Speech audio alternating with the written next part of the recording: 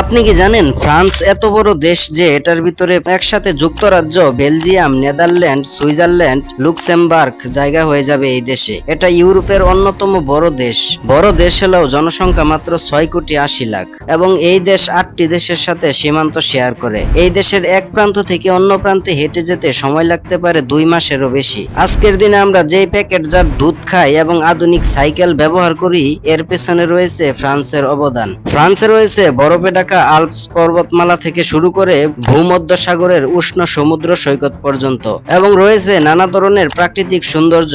এখানে রয়েছে বিশ্বের অন্যতম বিখ্যাত স্থাপনা আইফেল টাওয়ার। এবং এই দেশে বিভিন্ন সংস্কৃতির মানুষ বাস করলেও ফরাসি জাতিগোষ্ঠী বেশি। পাশাপাশি ইউরোপ, আফ্রিকা ও এশিয়া থেকে আসা বহু মানুষের বসবাস রয়েছে। এবং ফ্রান্সের সবচেয়ে জনপ্রিয় ব্যক্তি হলো Kylian Mbappe, Zidane, Emmanuel Macron, যিনি বর্তমানে ফ্রান্সের প্রেসিডেন্ট। এদের মাঝে আপনার পছন্দের কে? কমেন্ট করে বলুন।